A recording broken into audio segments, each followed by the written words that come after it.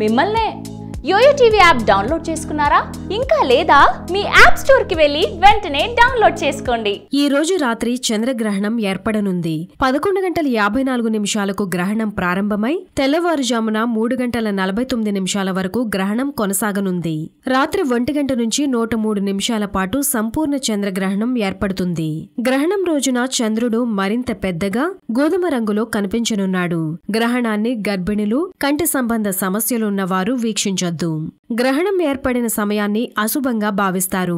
కాబట్టి ఆ టైంలో శారీరక కలయికకు దూరంగా ఉండాలి. పురాణాల ప్రకారం క్షీరసాగర మదనంలో బయటపడిన అమృతాన్ని తాగేందుకు దేవతలు, రాక్షసులు పోటీపడ్డారు.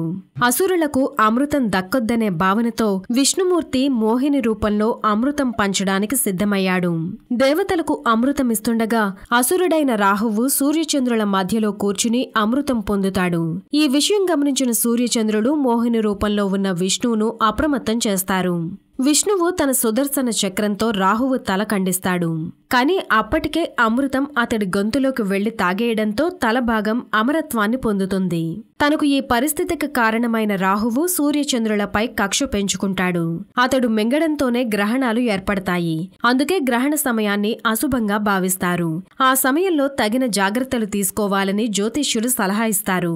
గ్రహణం వేళ గర్భిణులు జాగ్రత్తగా ఉండాలి. బయటకు వెళ్లకుండా తగిన విశ్రాంతి తీసుకోవాలి. గ్రహణం టైంలో శృంగారానికి దూరంగా ఉండాలి. ఆ టైంలో బిడ్డ కడుపులో పడడం మహిళలకు మంచిది కాదు. పుట్టబోయే పిల్లల్లో లోపాలు తలెత్తే అవకాశముంది. ఇది మూఢనమ్మకంగా భావించి ఆ టైంలో కలయికలో పాల్గొన్నా గర్భం దాల్చకుండా జాగ్రత్త వహించాలి. దేవుడు విగ్రహాలు తాకద్దు. గ్రహణం వీడాక స్నానం చేయాలి. మంత్రోచ్చారణ ప్రయోజనం కలిగిస్తుంది. అలాగే దాన ధర్మాలు చేయడం మంచిదని పండితులు సూచిస్తున్నారు.